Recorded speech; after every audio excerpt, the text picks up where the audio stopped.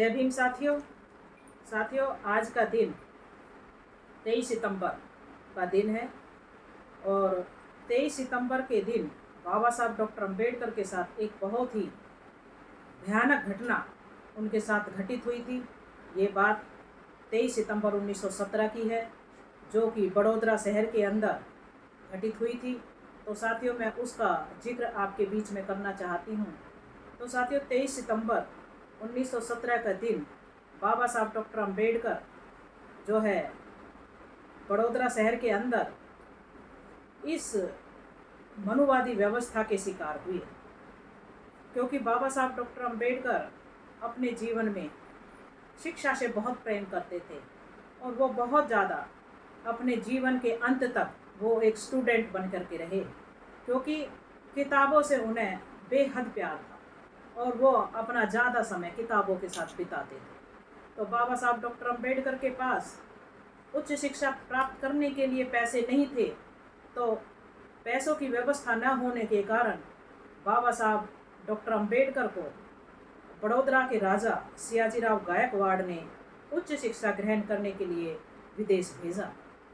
लेकिन साथ ही साथ एक एग्रीमेंट भी किया कि अगर जब आप विदेश से पढ़ कर के वापस आएंगे तो मेरे राज के अंदर आप 10 साल अपनी सेवा देंगे।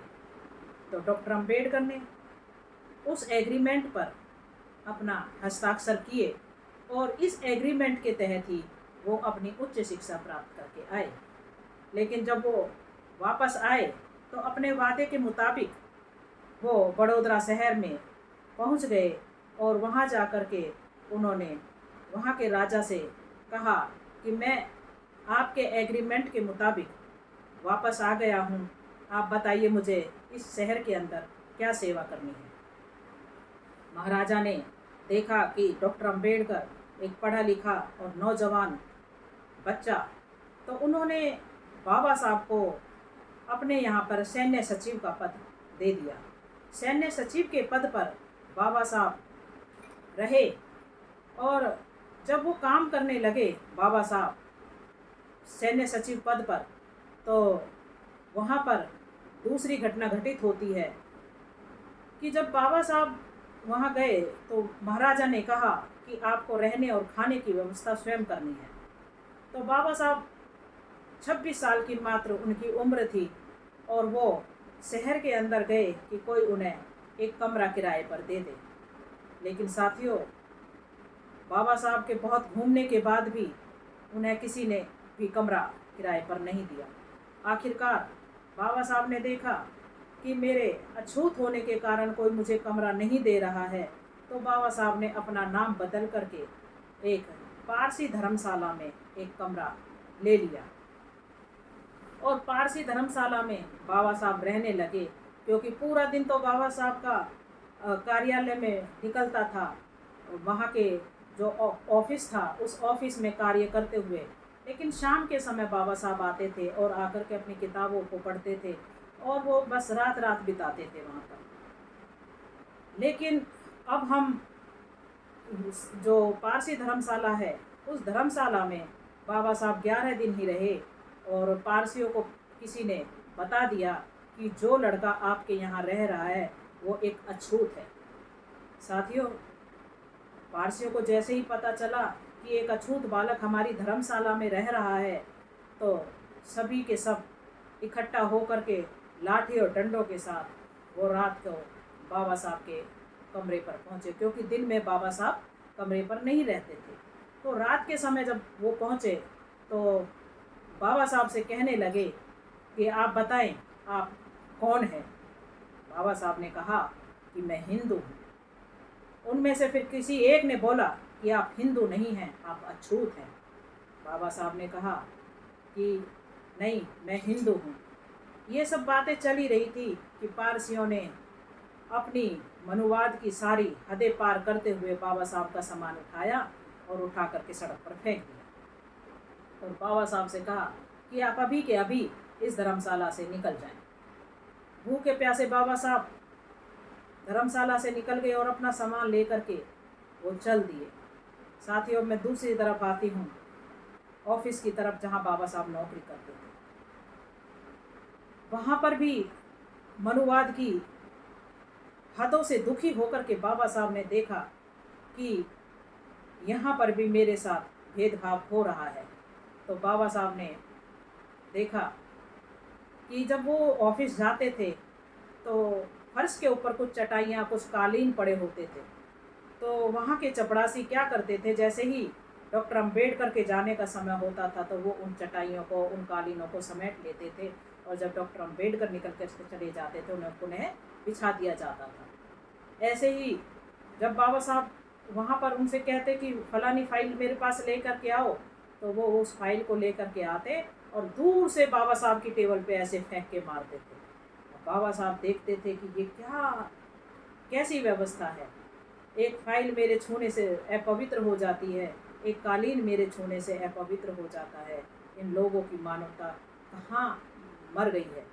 तो बाबा साहब ने देखा, तो जब वो कहते थे कि मुझे प्यास लगी है, पानी दे दो, तो चपरासी बोलते थे कि एक अछूत को हम पानी नहीं पिला सकते, हमारा धर्म भ्रष्ट हो जाएगा, ऐसा हमारे शास्त्र कहते हैं।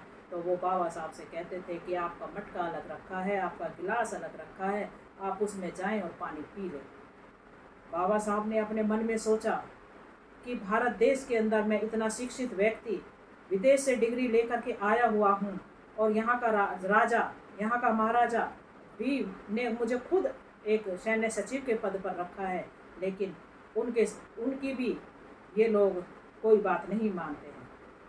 क्योंकि राजा से शिकायत की, सयाजीराव गायकवाड़ से बाबा साहब ने शिकायत की कि आपका जो स्टाफ है वो मेरे साथ इस तरह से व्यवहार करता है। तो गायकवाड़ ने कहा कि ये मेरे बस की बात नहीं है, ये जो है व्यवस्था की बात है, इस व्यवस्था को मैं नहीं बदल सकता। इधर वहाँ महाराज भी मजबूर थे, और इधर अब दूसरी तरफ पारसी धर्मशाला से बाबा साहब का सामान फेंक दिया था। अब बाबा साहब के पास इतने बड़े बड़ौदा शहर के अंदर जो वहाँ का राजा था, वो भी उन्हें 50 गज जमीन दे करके उनके लिए कमरा न बनवा पाया। तो बाबा साहब ने अपने घर वापस जाना ही बेहतर समझा, और बाबा साहब ने रेलवे स्टेशन की तरफ चलने का मन बनाया। लेकिन बाबा साहब जानते थे अगर मैं स्टेशन पे जाऊंगा तो ये पारसी लोग वहाँ भी आकर के मुझे दुखी कर सकते हैं, ये मेरे मन को व्याकुल कर सकते हैं, ये मेरे साथ झगड़ा कर सकते हैं, मारपीट कर सकते हैं।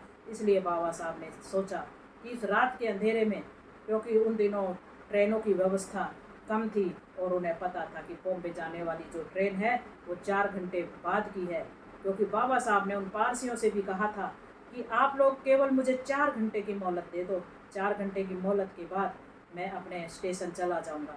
लेकिन उन मनुवादियों ने अपनी व्यवस्था के अनुसार कोई बाबा साहब को मोहलत नहीं दी, और वो फ़ौरन उनका सामान बाहर फेंक दिया। अब बाबा साहब बड़े दुखी हुए, बड़े परेशान हुए, और वो अपना सामान उठा करके वहाँ नज़दीक एक जंगल था, आजकल तो उसे एक बाग के रूप में हम जानते हैं, जिसे कामटी बाग कहते हैं। मैं भी वहाँ पर 2 बार जा चुकी हूँ।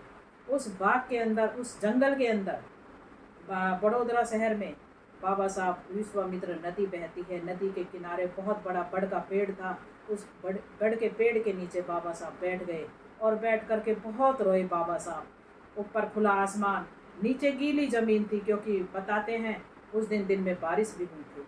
तो बाबा साहब नीचे खुली ज़मीन, गीली ज़मीन और ऊपर खुला आसमान, और बड़ी मन दुखी कर करके बाबा साहब वहाँ पर बहुत रोए बाबा साहब, ये सोच करके कि मैं इतना पढ़ा लिखा, इतना विद्वान, मेरे बराबर कोई विद्वान व्यक्ति नहीं है, लेकिन ये जाति व्यवस्था, ये जो इनकी वर्ण व्यवस्था है, इसके तहत आज भी मैं इनके लिए वही अछूत का अछूत हूँ।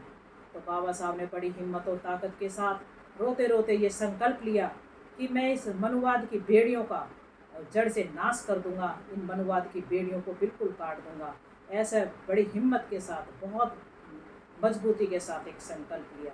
साथियों, जो संकल्प बाबा साहब ने लिया, और बाद में बाबा साहब ने कहा अगर मैं ऐसा नहीं कर पाया तो मैं अपने आप को ख़त्म कर लूँगा। बाबा साहब ने जो संकल्प किया था साथियों, वो बाबा साहब ने निभाया, और ये 23 सितंबर 1917 की बात है, और बाबा साहब ने उन बेड़ियों को काट करके मनुवाद की जो किताब थी, उस मनु व्यवस्था की किताब को बाबा साहब ने 25 दिसंबर 1927 को पहाड़ के तालाब के पास क्रांति भूमि एक जगह है, वहाँ पर उसको जला करके नाश कर दिया। और उसके बाद बाबा साहब ने देश का संविधान बना करके हम सबको शिक्षित और संगठित और संघर्ष होने का मंत्र दिया। क्योंकि बाबा साहब डॉक्टर अंबेडकर का नाम एक नाम नहीं है, बाबा साहब डॉक्टर अंबेडकर एक सच्चाई है, बाबा साहब डॉक्टर अंबेडकर एक आंदोलन है, बाबा साहब डॉक्टर अंबेडकर एक शिक्षा है, बाबा साहब डॉक्टर अंबेडकर एक संघर्ष है, एक बाबा साहब एक संगठन है। तो साथियों, मैं बाबा साहब की ये सब बातें आपके बीच में रख रही हूँ। उम्मीद है कि आप सबको ये जानकारी अच्छी लगेगी। इन्हीं शब्दों के साथ मैं अपनी वाणी को विराम देती हूँ। जय भीम, जय भारत, नमो बुद्धाय।